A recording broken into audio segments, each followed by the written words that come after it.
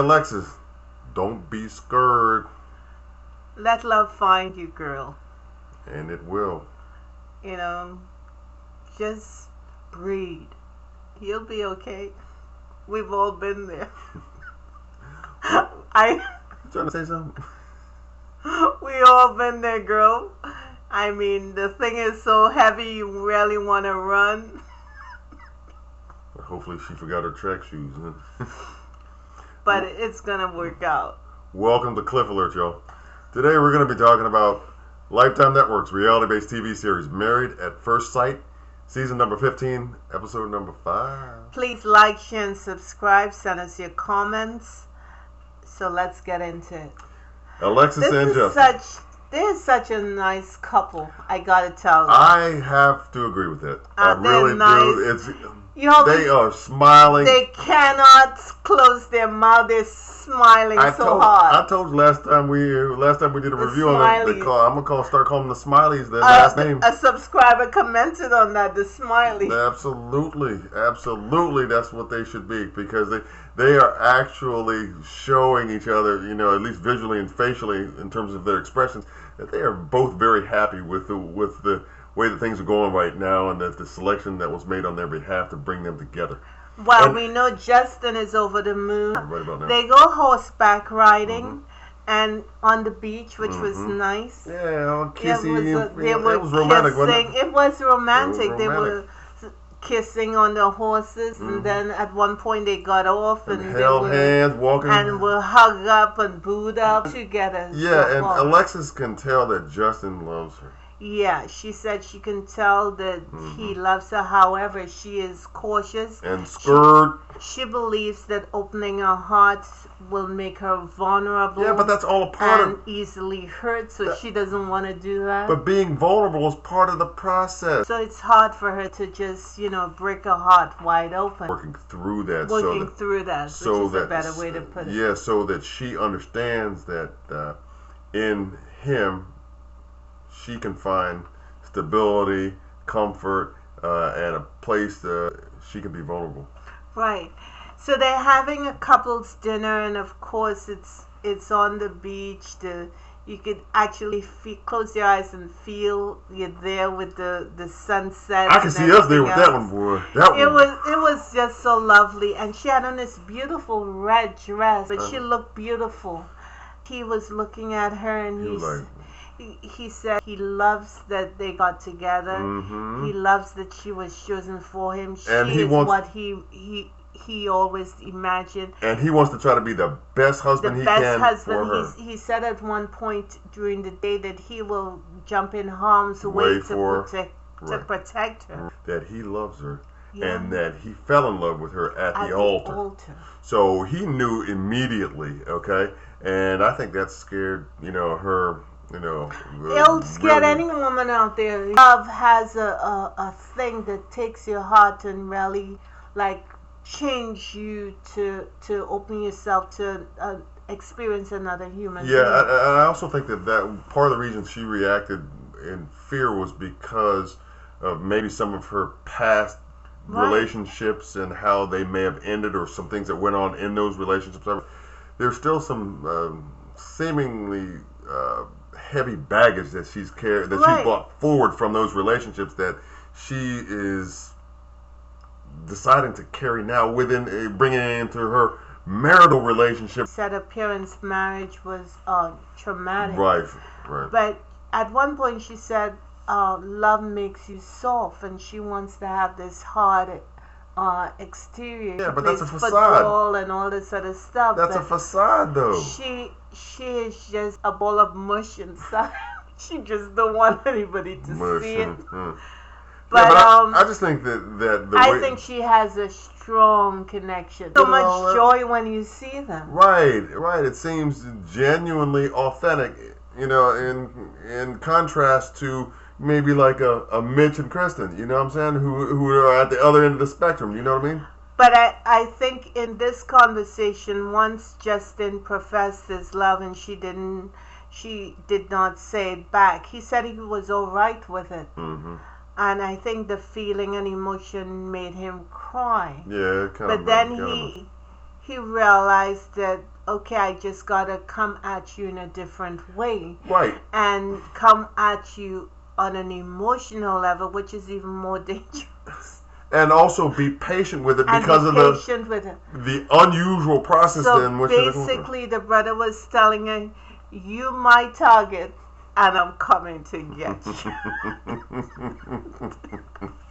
I'm now focused. I got a bullseye on you. I'm focused on you. You're right in the crosshairs. And I'm right. just gonna lay that thing on you so thick that you can't help yourself. And let me just say this. I think that Justin handled that situation. He did very well. He did.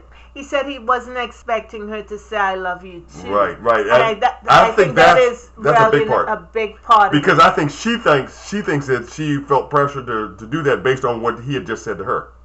I think the clarity he got from abstaining from sex for a year and a half. Yeah. Whatever part he was on, whatever journey he was on, gave him some crystallized some things for him in terms of his vision. Exactly. Yes, indeed.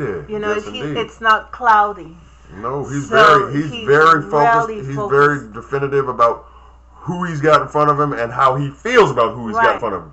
And you could see in her eyes, she wants to, but she's also afraid. And I'm just saying that's okay.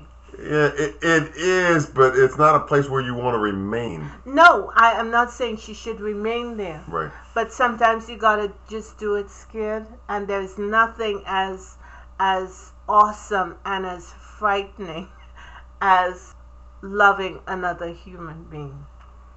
At least that's what I think. I think that she has got to really understand that, this is a different process. It's a different thing. You got to open yourself up. You've got to be vulnerable, no matter what you have experienced in the past, how things have turned out in the past. I need to, get all of my self-baggage and stuff put to the side and deal with this man because he's not going anywhere. Getting her in a place where she's comfortable. And then she will understand what he feels. And once she is able to trust him, and that could be work for her, I think they can have a real good thing going on. You know what? I think about it a little differently, and I could be very wrong about this, but I think that that's not something that he can do for her. I think that's something that she's got to do, but I think he can assist and aid and make it, easier for her by how he, kind of travels with her throughout this process. Right. But she has got to do this on her own. And she may need help. Yeah, she's definitely going to need help from my vantage. She may need some professional help with that. Right. She's definitely going to need that. Because her way of thinking about love is a little bit off. And I think that they're going to be able to work through, whatever challenges that they've had, to this point based on, not only how they went about this particular process, but also the past relationships that they've gone through. And I think that they're going to make it. I want to see them make it. I predicted that they would. So the group gets together and they go sailing. On a boat. That's my kind of activity. People are enjoying each other, yes, and indeed. They separate. The men go one way and the women go the other way.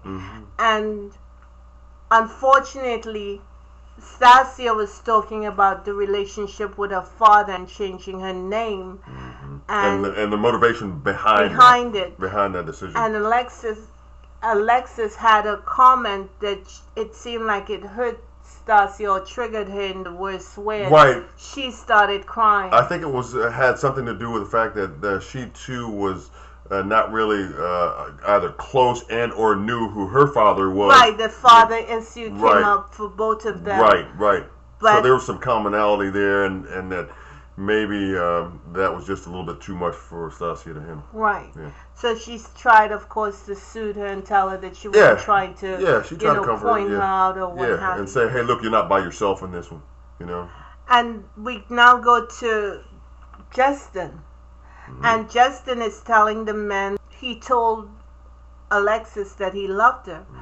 And the men were like, they were a little isn't it? Too soon for that, my brother. They showed Nate. Brother Nate, saying that, oh, he's excited. Wait a minute. He's probably saying that, he's been celibate for so long, he's excited to get some, so that's why he's professing love. And Nate seems to imply that brother needs to downshift a little bit. Right. Well, let me say this. I think it is very, very atypical in terms of a circumstance. And I'm talking about, when I say that, I'm not talking about just that being said to somebody. I'm talking about it being legitimate and authentic. Okay? Because I think cats will tell women all the time what they think they want to hear. Right. And I don't think that Justin is in any way, shape, or form doing that. And I think that even though, based on the time frame, the short window of time that they've been married, that this is something that is anything but the real deal from his perspective. Yeah. And there are a lot of couples out there who have that goodness. I'm so impressed by the show Black Love. Yeah. That comes on OWN. Yeah. And couples sit down and they talk about celeb couples, right? Own experience. Not all of them are celebrities. Really? I thought I've seen previews of it and promos of it, but I haven't really watched it. But the whole thing about getting together is not 50-50. It's 100-100. You have to be the best self, and he gotta be the best self. Yeah, 50-50 and is if the you're myth. not there, you gotta work on it to get there. You know who told me that? Mommy. My mom. My mother-in-law told me that when we first got a chance to talk. Nonsense. Yeah, that's exactly what she said. She said that's craziness. It's 100. 100. And I always remember what she said, and she was absolutely dead center right. Anyway, we've gone on too long. We've talked too much, but you know where we are. No question. Thank you for sharing, liking, and subscribing. God bless you. And all of us are going to walk and live inside of peace. Have a good one.